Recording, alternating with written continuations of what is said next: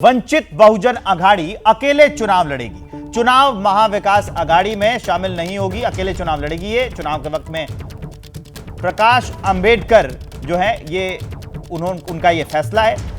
MVA से seat बंटवारे पर बात नहीं बनी है, ये कहा है, और महाविकास अघाड़ी से सीट बंटवारे पर बात नहीं बनी है। ये बयान, ये कब से कयास लगाए जा रहे थे और सबको इस जवाब का इंतजार था। मानिए, महाराष्ट्र की सियासत में सबको इस जवाब का इंतजार था कि वंचित बहुजन अघाड़ी अकेले चुनाव लड़ेगी या फिर महाविकास अघाड़ी के साथ मिलकर। अब हमारे साथ मृत्युंजय जुड़ गए हैं, वो इस खबर को विस्तार देंगे। क्या हुआ अंदर, कैसे जो बात है वो नहीं बनी, किन सीटों पर पेच फंसा रहा, जरा बताइए इत्मीनान से। देखिए, निश्चित तौर पर जिस प्रकार से महाराष्ट्र विकास आघाड़ी की नजरें टिकी हुई थी कि वंचित बहुजन आघाड़ी के प्रकाश अंबेडकर क्या निर्णय लेते हैं और उसके बाद वो अपनी सीटों का ऐलान करेगी, तो कल ही प्रकाश अंबेडकर ने अल्टीमेटम दिया था एमवीए को कि वो अपना आखिरी प्रस्ताव लाएं, उसके बाद वो खुद अपने उम्मीदवारों के नाम डिक्लेयर कर देंगे। और वैसा ही हुआ। एक तरह से वंचित बहुजन आघाड़ी ने एमवीए से नाता तोड़ लिया है, ऐलान किया है कि वो लोकसभा चुनाव अकेले लड़ेगी, या हम कहें कि एक तीसरा मोर्चा बनाने की कोशिश प्रकाश अंबेडकर की है। दरअसल जो मामला था वो 4 सीट को लेकर था।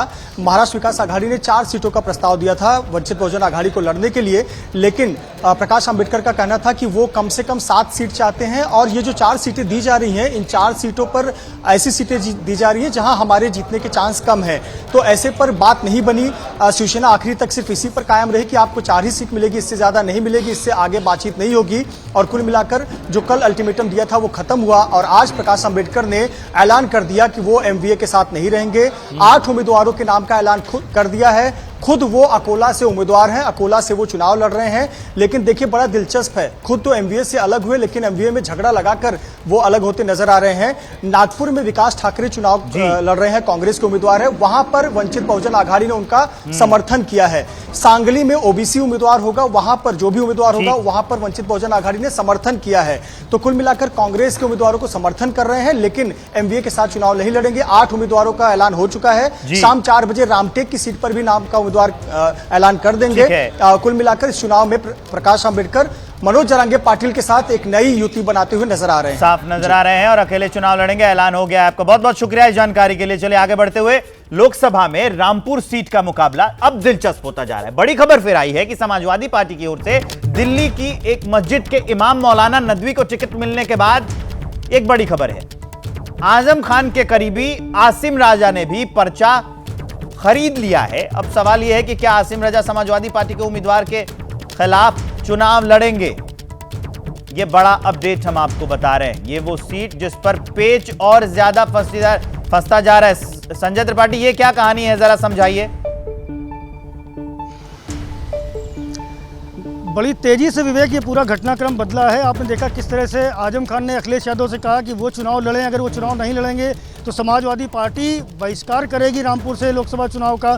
उसके बाद में ये तय हुआ कि एसटी हसन को लड़ाया जा सकता है रामपुर से, लेकिन अभी भी पता चला कि एसटी हसन मुरादाबाद से ही चुनाव लड़ेंगे। और बाकायदे जो औपचारिकता करने के लिए चार्टर्ड प्लेन से समाजवादी पार्टी के बड़े नेता रामपुर और मुरादाबाद दोनों जगह पहुंचे हुए हैं। अभी ये तय हुआ है कि रामपुर से मोहिबुल्ला नदवी, जो पार्लियामेंट स्ट्रीट की जामा मस्जिद के इमाम हैं, उनको लड़ाया जाएगा। अखिलेश यादव के बेहद करीबी हैं, उनकी मुलाकात भी अखिलेश यादव हुई है।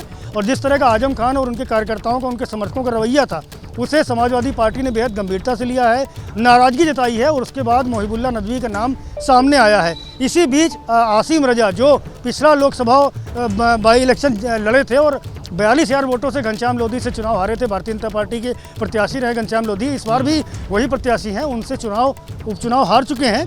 उसके बाद उन्होंने भी जाकर के पर्चा खरीदा है और ये दावा किया कि समाजवादी पार्टी से ही वो अपना नामांकन करेंगे। तो ये पूरी की पूरी जो रामपुर का रण है वो बेहद दिलचस्प होता चला जा रहा है। बहरहाल अभी तक यही तय है समाजवादी पार्टी की ओर से कि मोहिबुल्ला नदवी ही वहाँ से समाजवादी पार्टी के अधिकृत प्रत्याशी होंगे। विवेक, ठीक है, इस जानकारी के लिए आपका बहुत बहुत शुक्रिया संजय त्रिपाठी।